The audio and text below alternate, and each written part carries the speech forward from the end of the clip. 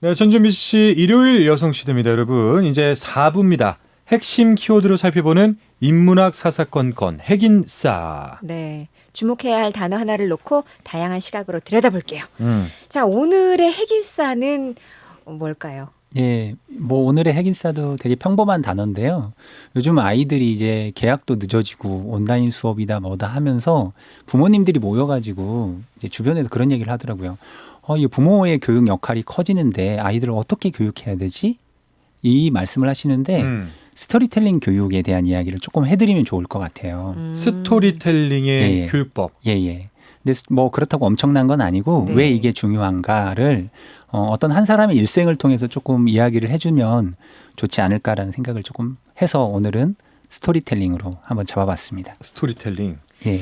그래요. 한번 일단 들어볼까요? 예. 그러니까 뭔가 지금 스토리텔링 키워드 자체는 그동안 저희가 들어왔던 단어와는 뭔가 좀 결이 다른 듯한 느낌이 들기는 해요. 그러니까 예. 기존에는 의외성이 좀 있었던 단어들이었던 것 같아요.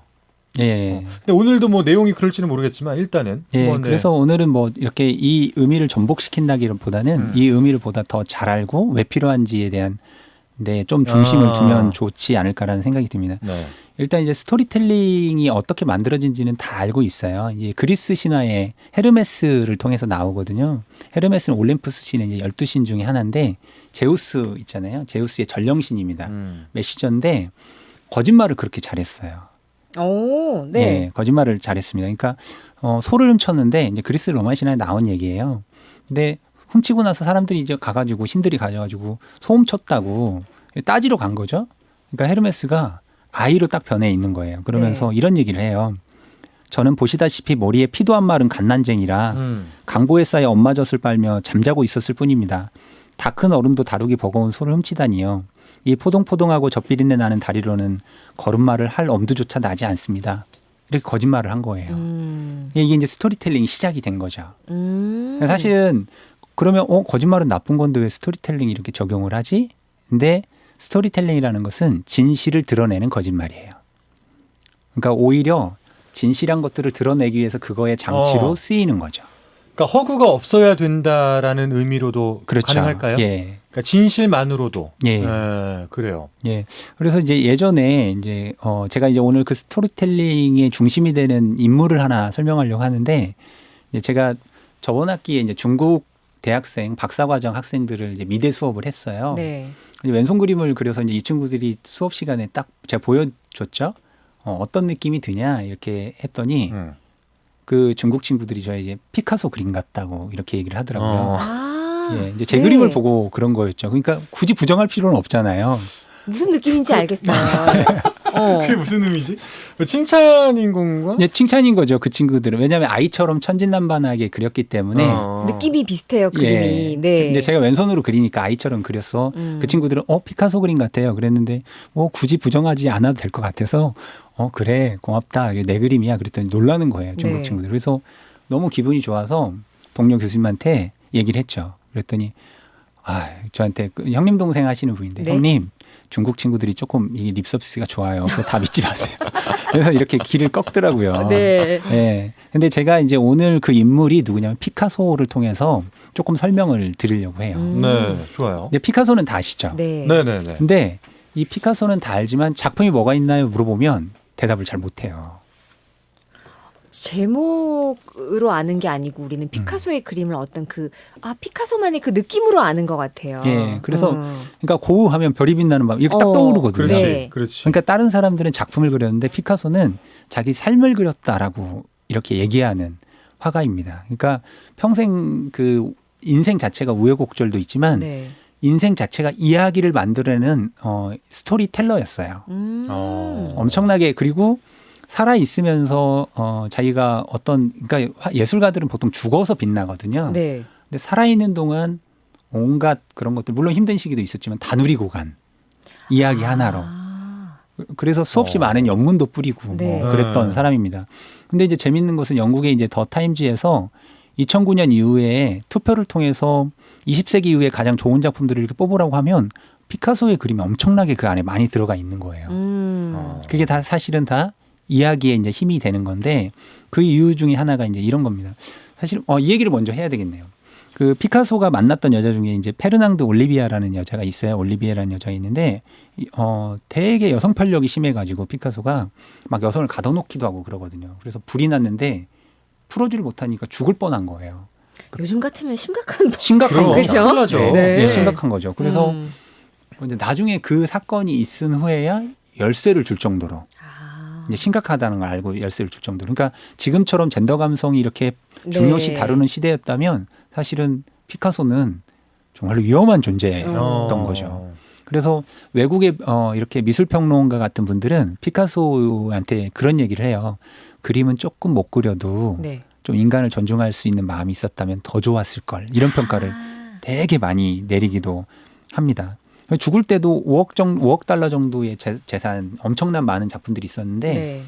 가족들이 워낙 이렇게 가족들이 많고 복잡하고 하니까 예, 장례식장에서 난리가 납니다. 근데 아. 그걸 정리하는데도 10년 걸릴 정도로. 그래요. 예, 그렇죠. 근데 순간 개인 음. 사생활을 몰랐으면 하는 순간 그런 예, 생각이 맞아요, 들었네요. 맞아요. 네.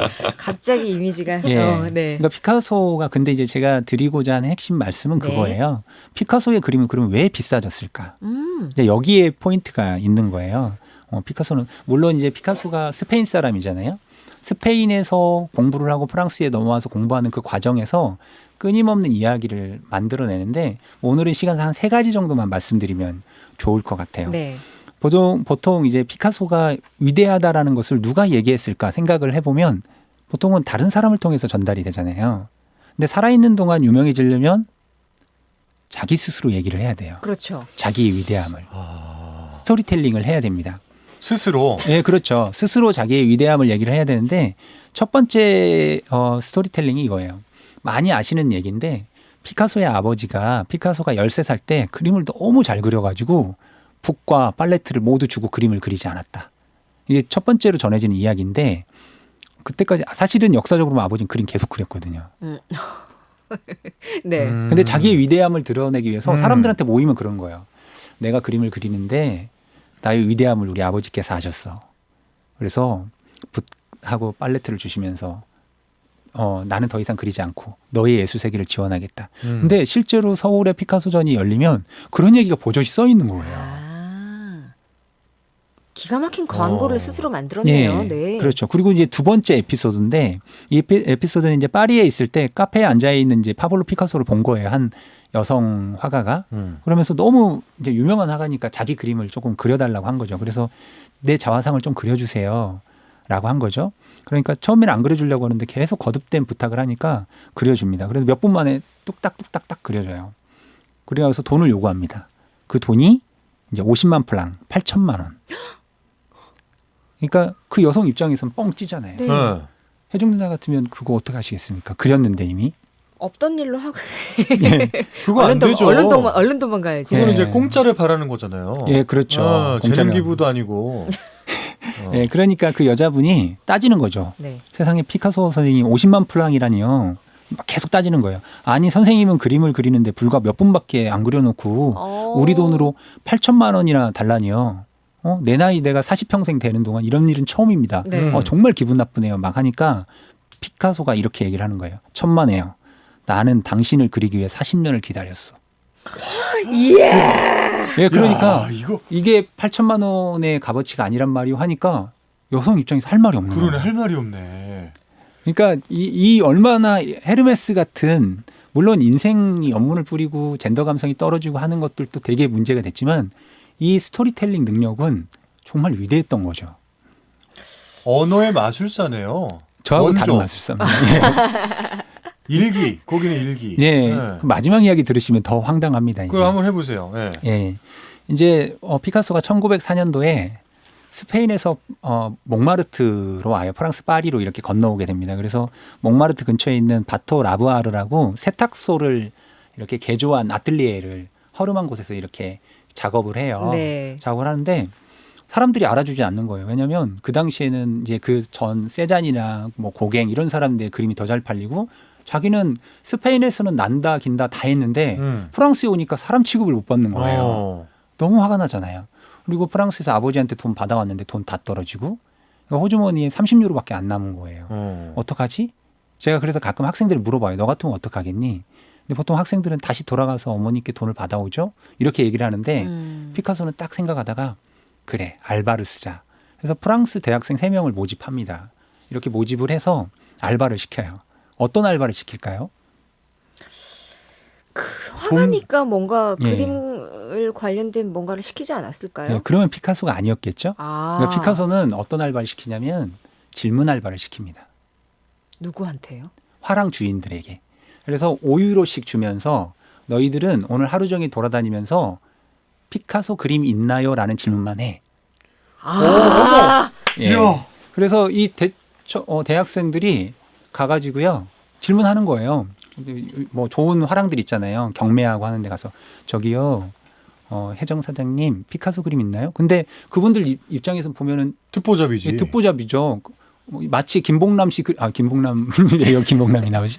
어쨌든 그 뭐 어떤 사람의 그림 있나요? 하면 당황하잖아요. 처음 듣는 이름이니까. 네. 뭐 하는 거야? 신경도 안 쓴 거예요. 그렇죠. 근데 조금 있다가 또 다른 친구 와서 저기 혹시 피카소 그림 있나요? 이렇게 하니까 뭐지? 처음엔 신경 안 쓰죠. 네. 근데 그 다음 날에도 와서 계속 그러니까 그래요. 그래서 마지막 친구에게는 돈을 조금 더 주고 너는 옷을 가장 좋은 걸 입고 가서 한마디를 더 보태라. 근데 그 친구가 가서 그러는 거예요. 옷을 잘 입고 가니까 그 화랑 주인들이 나오죠. 어디 집안에 하면서 이렇게 딱 굽신굽신 하는 거예요. 네. 그러면서 저기 피카소 그림 있어? 물어보는 거예요. 그러니까 네. 아니 왜 피카소 그림을 그러니까 한마디 더 보탠 한마디 게 더, 네네. 피카소 그림을 구할 수 있다면 내 전 재산을 다 걸 텐데. 딱 이렇게 하는 거예요. 근데 그 친구는 주머니에 알바비 5유로밖에 없었거든요. 네. 그러니까 아 그러면 도련님 제가 알아보겠습니다 해서 프랑스가 난리가 난 거예요. 서로 우리도 구하고 있다. 피카소 그림을. 예. 그랬더니 몽마르트 어떤 세탁소에서 피카소라는 화가가 그림을 그리고 있다더라. 그래서 이제 화랑 주인들이 몰려간 거죠. 보고 있으니까 허름하게 앉아서 이렇게 멜빵바지 입고 누가 그림을 그리고 있는 거예요. 그래서 야, 너 저번에 이거 40유로 준다 그랬지? 내가 100유로 줄 테니까 나한테 팔아. 그러니까 피카소가 말도 안 해요. 말도 안 하고 그리고 있는 거예요. 그래. 또 오니까 야 200유로 줄게. 300유로 줄게. 계속 올라가는 거예요. 피카소는 뭐 방송 용어는 아니지만 네. 뭐 썩 물러거라를 좀 세게 어. 이렇게 얘기를 합니다. 그리고 나서 경매장에 하나 딱 작품을 내놔요. 그러니까 난리가 났지. 기자들이 난리 나죠. 큐비즘의 시대, 입체파의 시대, 피카소의 시대 하면서 하는데 프랑스 사람들이 되게 독특한 버릇이 있어요. 경쟁이 되게 심해요. 자존심이 세잖아요. 그렇죠. 예. 그 영화 상류시대에 보면 그 장면이 나오는데요. 예를 들면 진영 씨하고 저하고 경매에 간다 그러면 제가 피카소 그림이 딱 꿈이라는 작품이 나왔다 그러면 제가 예를 들면 1,000유로 그러면 제발 감히 2,000유로. 2,000, 3,000, 5천, 6,000, 만. 예, 15,000 이렇게 가는 거예요. 어. 그래서 이제 몇 억이 되는 거죠. 그래서 살아있는 동안 그 스토리텔링의 힘으로 온갖 뭐 이제 그게 좋은데 쓰였으면 좋았을 텐데 어쨌든 뭐 삶은 그랬지만 그 스토리텔링의 힘을 제대로 보여주고 간 미술 작가였던 거죠. 마지막 얘기만 들어보면 엄청난 장사꾼인데요. 그렇죠. 사업을 했었어야 될 것 같습니다. 최고의 전략적인 마케터였던 거죠. 요즘 태어나도 뭐. 그렇죠. 근데 이 이야기가 희한한 게도 역사적으로 증빙이 안 돼요. 소문으로만. 예, 소문으로만 들리는 거예요. 사람들한테 이랬다더라. 근데 몇 가지 사실들 아까 두 번째 에피소드 같은 경우에는 실제로 그런 일이 있었다라고 이렇게 미술가들이 얘기하고 아버지가 뭐 붓을 꺾고 팔레트를 줬다 이런 것도 뭐 또 확인이 안 돼요. 그리고 실제로 이렇게 저도 이렇게 찾아보면 그런 정황들이 있어요. 기자들을 이렇게 하고 뭐 미디어를 활용하고 이런 기자들이 있는데 어쨌든 이런 이야기가 돌고 있다라는 것 자체가 사실은 엄청나게 전략적이고 스토리텔러로서의 그렇지. 예, 그러니까 이건 사실은 이제 그 경제 이쪽에 하신 분들은 그러니까 좋은 것만 네. 배울 필요는 있는 거죠. 야, 이거 나 오늘 하나 배웠다. 이건 진짜 배웠어요. 저도 알바를 좀 고용을 해야 될 것 같아요. 근데 아무것도 아닌 것 같지만 얼마 있어요 주머니에? 진짜 모르는 분에게 여성시대 알아? 이렇게 하면요 괜히 찾아보게 되거든요. 맞아. 그래요, 어. 맞아요. 호명의 힘이 있거든요. 진짜 오늘. 내가 다 했는데 그 힘이 하나 없구나, 그 능력이 없구나. 와. 야, 주머니에 그것만 있었어도 30유로만 있었어도. 와, 오늘 또 소름입니다. 저는 개인적으로. 피카소의 그림 찾아보고 싶네요. 예. 괜히. 그러니까 아. 이것도 피카소가 이미 그러진 않았겠지만 네. 그래 내가 이 세상을 떠나더라도 누군가가 이 얘기를 통해서 나를 찾아보게 만든 전략이었을 수 있어요. 그렇죠. 어딘가에서 예. 웃고 있겠네요. 네, 그랬을 수 있죠. 아. 그래요. 알겠습니다. 재밌다. 진짜 네. 재밌다. 진짜 이 스토리텔링이 재밌네. 해주시는 게 참. 아라비안 나이트도 아니고 하여튼 재밌네요. 재밌게 들었습니다. 네. 자, 지금은 전주현 BC 여성시대입니다.